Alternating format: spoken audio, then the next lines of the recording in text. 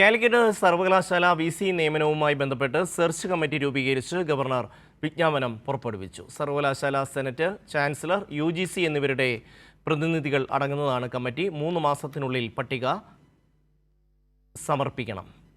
ഷീജ ചേരുകയാണ്. ഷീജ, വിശദാംശങ്ങൾ.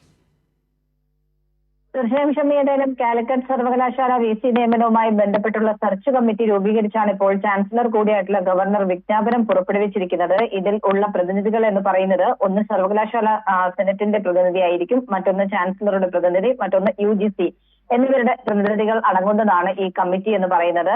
ഇതിൽ ഗവർണറുടെ, അതായത് ചാൻസലറുടെ പ്രതിനിധിയായി ഉൾപ്പെടുത്തിയിട്ടുള്ള വ്യക്തി എന്ന് പറയുന്നത് ഇലങ്കുവാതിങ്കൽ എന്ന് പറയുന്ന വ്യക്തിയാണ് ഇതിൽ ചാൻസലറുടെ പ്രതിനിധിയായി വരുന്നത്. ഈ കമ്മിറ്റി 3 മാസത്തിനുള്ളിലാണ് പട്ടിക സമർപ്പിക്കേണ്ടത്. 3 മുതൽ 5 വരെ പേർ ഉൾപ്പെടുന്ന ഒരു പട്ടികയായിരിക്കും നൽകേണ്ടത്. ആ പട്ടികയിന്മേലായിരിക്കും അന്തിമ തീരുമാനം ആരായിരിക്കും കാലിക്കറ്റ് സർവകലാശാലയുടെ സ്ഥിരം VC എന്നുള്ള കാര്യത്തിൽ തീരുമാനമുണ്ടാവുക. ഏതായാലും ഇത് തെരഞ്ഞെടുക്കുന്നതിന് വേണ്ടിയിട്ടുള്ള സെർച്ച് കമ്മിറ്റിയാണ് ഇപ്പോൾ രൂപീകരിച്ചിരിക്കുന്നത്.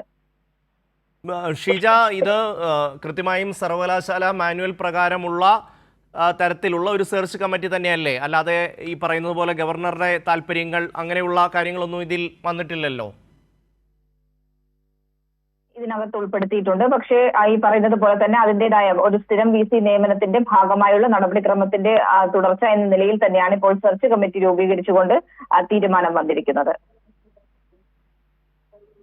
ഷീജയാണ് വിശദാംശങ്ങൾ നൽകിയത്.